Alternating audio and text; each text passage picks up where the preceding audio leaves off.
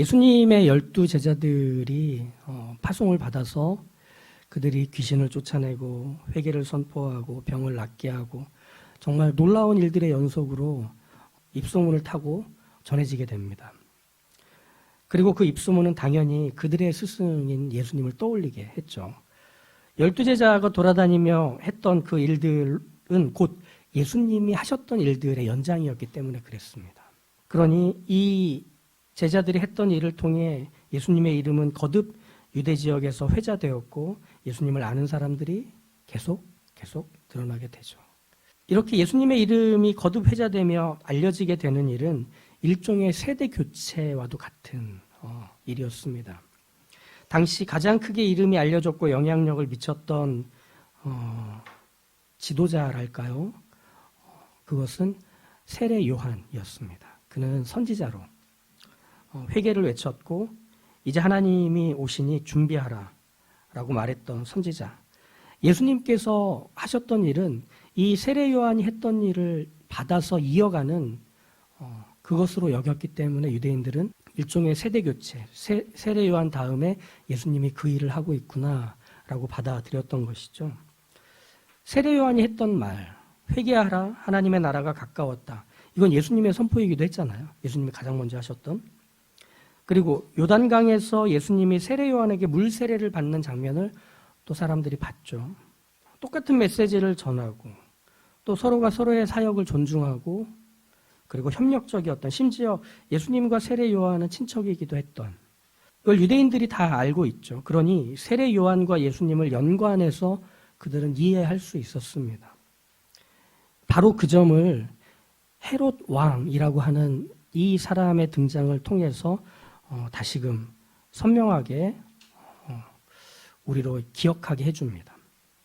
예수님과 예수님의 제자들의 활약을 들은 헤롯 왕이 예수님의 존재감만으로 불안해합니다. 왜냐하면 예수님의 이름을 들을수록 세례 요한이 떠올랐기 때문에.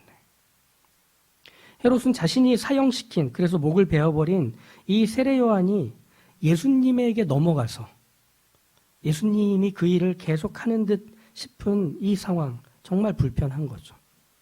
세례 요한을 죽였는데 세례 요한은 안 죽었다. 말하자면 그런 것 같겠죠. 여기서 헤롯이 예수님에 대한 소문을 듣고 느꼈던 그 부담, 그래서 세례 요한을 죽였지만 세례 요한이 했던 일이 끝나지 않았다는 사실을 확인하고 있는 이 장면에서 우리가 봐야 하는 것은 선지자의 임무, 그것입니다. 선지자의 임무. 선지자는 자신의 임무를 충실히 감당하면 감당할수록 죽음에 가까워지는 사람이었습니다. 참 아쉽기도 하고 안타깝기도 하고 특별하기도 하죠. 선지자는 하나님의 메시지를, 하나님의 뜻을 하나님의 백성들에게 전달하는 임무를 맡은 직분이었거든요. 그래서 선지자들은 언제나 그걸 전해주는 사람들에게 미움을 받고 배척을 당하는, 그래서 종국에는 죽임을 당할 수밖에 없는 임무를 받은 사람들이었습니다. 왜? 그들이 전해주는 하나님의 뜻, 하나님의 메시지는 그걸 듣는 사람들을 부끄럽게 만들었기 때문에, 그걸 듣는 사람들을 불편하게 만들었기 때문에 메시지를 듣고 싶지 않다면 메신저를 파괴해야 되는 거죠. 그래서 그 메신저를 파괴하는 일들이 구약의 역사에서 계속 반복이 됐던 겁니다. 말하지 못하게 입을 틀어막기 위해 돌을 던지는 일들이었죠. 그래서 선지자들은 자신의 임무를 충실히 감당할수록 그들의 죽음은 앞당겨지는 거였습니다. 히브리서 11장에 보면 이런 말씀이 있죠. 믿음의 사람들에 대한 이야기를 하면서 또 어떤 이들은 조롱과 채찍질 뿐 아니라 결박과 옥에 갇히는 시련도 받았으며 돌로 치는 것과 톱으로 켜는 것과 시험과 칼로 죽임을 당하고 양과 염소의 가죽을 입고 유리하여 궁핍과 환난과 학대를 받았으니 이런 사람은 세상이 감당하지 못하느니라. 이 히브리서 11장에 나오는 이 어떤 사람들, 이들은 하나님의 뜻, 하나님의 메시지를 전하기 위해 보냄을 받아 나선 그 선지자들을 얘기하는 거였습니다. 그러니 그들이 그의 일에 충실할수록 위협, 고문, 그리고 죽음에 이르게 되는 일들은 반드시 비례하게 되던, 그게 그들의 지금이 되어버리는 그런 사람들이었죠. 그러니까 선지자들은 이런 사람들이었던 것 같아요. 자신이 받은 하나님의 뜻과 메시지를 얼마나 넓게, 얼마나 많이 전했느냐로 그들이 그 일에 충실했느냐의 여부를 따지는 사람들이 아니라 그 메시지를 들은 하나님의 백성들이 얼마나 오래 그 메시지를 잊지 않고 기억하게 만드느냐, 심지어 그 선지자들의 죽음까지도 동원이 돼서 기억하게 만드느냐가 이 선지자들의 역할이었던 겁니다. 너무 지독하리만치 처절한 역할과 임무였죠. 그러니 선지자가 생생히 살아있는 것보다 선지자가 전한 메시지가 생생히 살아있기 위해 선지자들은 모든 걸 했던 겁니다. 그의 존재가 살아있는 것보다 그가 전한 메시지가 살아있게 하는 것, 이것이었죠. 헤롯 왕이 세례 요한이 죽은 자 가운데서 살았도다 라며 예수님을 의식하고 대하는 이 반응을 보면 세례 요한은 그의 임무를 정말 훌륭하게 수행했던 거죠. 헤롯이 잊지 못하는 거예요. 여전히 그가 했던 말이 생생하게 가슴을 울리고 있는 거죠. 여기서 헤롯은 누구냐면 그 헤롯 대왕의 아들인 삼형제 중에 하나인 헤롯 안디바라는 사람입니다. 헤롯 대왕은 누구냐? 무너진 성전을 재건해서 유대인들의 환심을 샀던, 정치적인 능력이 탁월했던 사람이고, 메시아가 베들레헴에서 태어난다는 동방박사들의 말을 듣고 그 베들레헴 지역의 영아들을 살해했던 바로 그 사람이기도 합니다. 그걸 구별하기 위해 헤롯 대왕이라고 부르죠. 이 헤롯 대왕의 아들들 중에 하나가 오늘 우리가 읽은 본문에 나오는 헤롯 왕, 이 사람입니다. 아버지 헤롯 대왕이 죽자 로마 황제 아우구스투스는 헤롯 대왕이 다스리던 지역을 3분해서 그 세 아들들에게 나눠줍니다. 그래서 이 헤롯 안디바는 갈릴리와 베레아 지역의 분봉왕 노릇을 하게 되죠. 여기서 분봉왕이 뭐냐면 왕보다는 하위 개념의, 우리식으로 하면 군주, 영주 정도 되는 자리입니다.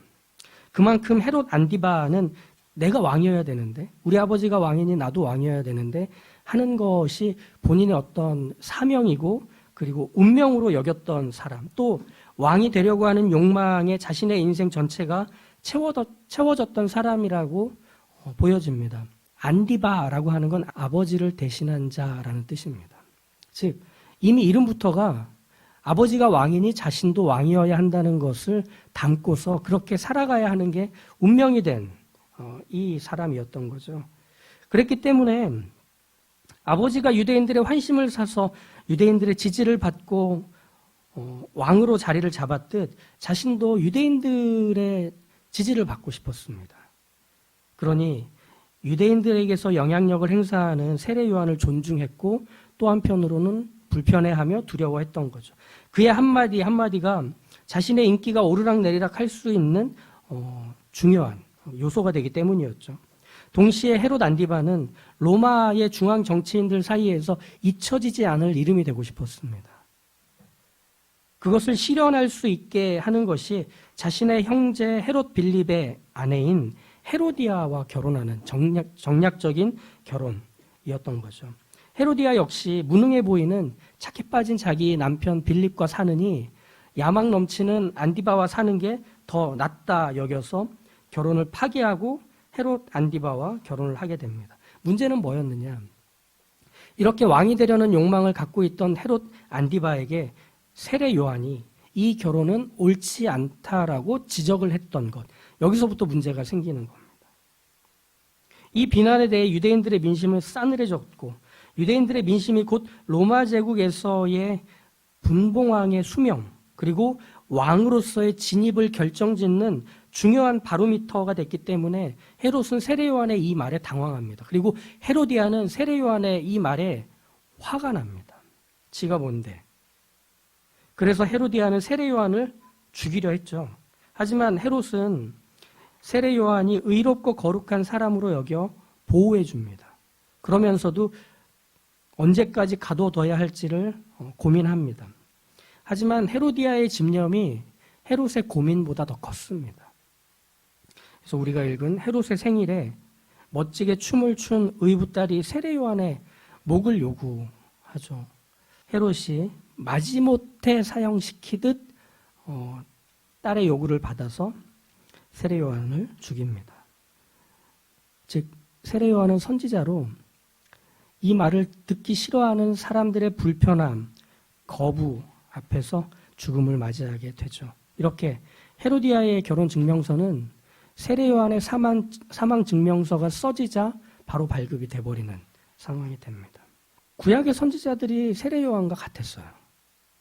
하나님의 메시지를 전해들은 누군가에게는 부끄러운 반성, 후회를 갖게 만들었고 누군가에게는 분노와 억울함으로 치를 떨게 했습니다. 그래서 공통적으로 저 말하는 입을 닫아버리자. 하지만 하나님은 계속 어떻게 하시느냐? 하나님의 사람들을 계속 듣기 싫어하는 사람들에게 보내 그 처음 사람이 담게 했던 하나님의 뜻과 메시지를 계속 기억나게 만드는 일을 하십니다. 고요한 호수에 바위가 떨어져 물결치고 흔들리게 하는 게 선지자들의 임무였기 때문입니다. 가만히 있게 두지 않습니다. 헤롯 안디바에게는 왕족의 가문에서 태어났기에 왕이 되려는 욕망, 이것은 그에게 당연한 거였습니다.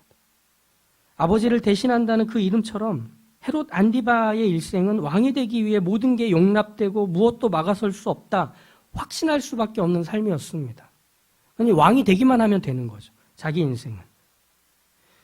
그렇기 때문에 자신의 이복 동생 빌립의 아내이며 조카였던 헤로디아와의 결혼 역시 왕이 되기 위한 중요한 수단으로 여겼을 것이고 그래도 된다고 생각했을 것이고 자신은 왕이 되어야 하기 때문에 이 모든 것에 예외가 되는 사람이라고 여겼을 겁니다. 특별한 운명이니까. 비범한 인생이니까. 근데 그 자리에서 세례 요한은 아니, 동생의 아내와 결혼하는 일은 없어. 그것은 무엇으로도 용납되지 않아. 그건 잘못된 거야. 자신이 비범한 줄 알았고 특별한 줄 알았고 모든 거에 예외가 있어야 되는 사람인 줄 알았는데 세례 요한은 그것이 잘못됐다고 지적을 하게 되죠. 그럼 그 잘못을 인정해야 했던 것인데 고민만 합니다. 그리고 칼을 들고 입을 닫게 만듭니다.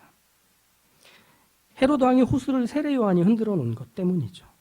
그의 말은 언제나 옳았었고 중요했기에 존중과 경외심도 있었지만 두려움도 갖고 있었죠. 미움과 실증도 있었죠. 즉 선지자의 역할은 계속 흔들어 놓는 것, 계속 깨워버리는 것, 이것입니다. 그렇기 때문에 선지자에게 요구되는 그 임무를 감당하는 자세와 태도는 담대함입니다. 선지자는 담대한 사람이었습니다. 하나님의 메시지를 전하기 위해 부름받아 보내진 선지자는 담대한 사람이죠. 왜 그럴 수 있느냐면 자신을 불러서 전할 메시지를 주신 하나님이 자기 곁에 계시기에 담대한 겁니다. 그가 간이 막 이만한 사람이어서가 아니라 태어날 때부터 겁이 없는 사람이어서가 아니라 그에게 하나님의 뜻과 하나님의 메시지를 주실 때 하나님도 그에게 함께 하시겠다고 하셨기에 그는 담대했던 겁니다. 하나님의 살아계심은 그에게 사실이었기 때문에 그랬습니다. 그러니 선지자들은 그 사실을 붙든 채로 말하고 행동하고 멈춤 없이 살아갈 수 있었던 거죠. 바로 이것이 평범함이 나타나는 모습입니다. 우리는 평범하기에 담대합니다. 우리는 하나님으로 채워져 있고 하나님과 함께하고 있다는 사실, 나는 대단할 것 없고 특별할 것 없을지라도 하나님이 나와 함께하시기에 하나님의 나라를 세우는 손이 되고 하나님 되시는 걸 드러내는 입이 된다는 사실은 우리가 평범해도 상관이 없습니다. 우리와 함께하시는 하나님으로 그 일이 이루어지기 때문이겠죠. 그렇다면 우리는 담대할 수 있습니다. 어디서나 하나님이 일하신다는 걸 말하는 사람이 될 수 있고 어디서나 하나님께서 여기서 뜻을 이루고 계신다는 걸 보여줄 수 있는 사람이 될 수 있기 때문에 우리는 담대합니다. 설령 내가 그것을 감당할 수 없는 사람처럼 보인다 할지라도 하나님이 우리 곁에 계셔서 우리로 그 일을 하게 모든 것을 채우시고 보태십니다. 자신이 섬기고 쫓던 모세가 죽고 나자 하나님은 여호수아에게 찾아가셔서 이제 네가 모세를 대신하여 이 광야의 세대들을 데리고 내가 약속한 땅 가나안으로 들어가야 한다. 하나님, 그건 모세가 하던 일인데요. 저는 그 모세의 종에 불과했던 사람인데 저한테 왜 이런 걸 맡기십니까? 그때 하나님이 여호수아에게 말씀하십니다. 들어보시죠. 내가 모세와 함께 있었던 것 같이 너와 함께 있을 것임이니라. 내가 너를 떠나지 아니하며 버리지 아니하리니 강하고 담대하라. 너는 내가 그들의 조상에게 맹세하여 그들에게 주리라 한 땅을 이 백성에게 차지하게 하리라. 오직 강하고 극히 담대하여 나의 종 모세가 내게 명령한 그 율법을 다 지켜 행하고 우로나 좌로나 치우치지 말라. 그리하면 어디로 가든지 형통하리니 이 율법책을 내 입에서 떠나지 말게 하며 주야로 그것을 묵상하여 그 안에 기록된 대로 다 지켜 행하라. 그리하면 내 길이 평탄하게 될 것이며 내가 형통하리라. 내가 내게 명령한 것이 아니냐. 강하고 담대하라. 두려워하지 말며 놀라지 말라. 내가 어디로 가든지 내 하나님 여호와가 너와 함께 하느니라 하시니라. 우리한테 하는 말 같지 않습니까? 우리는 우리가 살아가는 삶의 순간순간마다 그 문제들을 해결할 수 있는 계획, 그리고 그 문제들을 해결하기 위한 여러 수단과 자원들을 우리는 나에게서 찾아내 그것들로 준비하려 합니다. 이 정도 있으면 되겠지. 이것들을 더 가져와야 되나? 언제 해야 되지? 누구를 불러야 되지? 그런데 그 일들은 우리를 더 불안하게 합니다. 그것들이 우리의 손에서 금방 사라질 것 같아서, 그 계획들이 말도 안 되는 끊임없는 변수들 앞에서 금방 휘발되어 버릴 것 같아서, 우리의 담대함은 우리가 계산하고 우리가 따져볼 수 있는, 우리가 끌어올 수 있는 무엇들에 의해 마련되지 않습니다. 그것들이 우리의 담대함과 당당함을 만들어주지 않습니다. 그것은 오직 나와 함께 하시는 하나님, 나를 채우시는 그 하나님으로만 되는 것뿐입니다. 그러니 이 말씀 앞에서 우리가 기억해야 되는 것은, 우리는 다 하나님이 불러서 이제 그 임무를 따라서 보냄받은 하나님의 사람들로 살아가는 그리스도인이요, 하나님의 자녀요, 제자들입니다. 여러분은 어떠십니까? 여러분이 하고 있는 일들, 여러분이 도모하고 계획하고, 그리고 여러분에게 맡겨진 어떤 책임, 역할들이 언제나 도망가고 싶은 것들입니까? 언제나 그걸 누가 대신 해주기를 바라는 것들입니까? 내가 원하는 결과들이 나오지 않고 내가 원하는 열매들이 맺히지 않아 이건 내 일이 아닌가 의심하고 불안해할 뿐입니까? 괜찮습니다. 믿음의 사람들의 삶은 다 그렇게 채워진 것 같습니다. 여호수아가 그랬고, 모세가 그랬고, 다윗이 그랬습니다. 왜 접니까? 언제까지 해야 됩니까? 얼마나 더 이걸 제가 할 수 있을까요? 하나님은 왜 저여야 합니까? 라는 질문들을 수시로 던지는 시간들을 그들의 인생 속에서 살았습니다. 그때 하나님 말씀하십니다. 두려워하지 마라. 겁내지 마라. 담대해라. 강단을 가져봐라. 왜?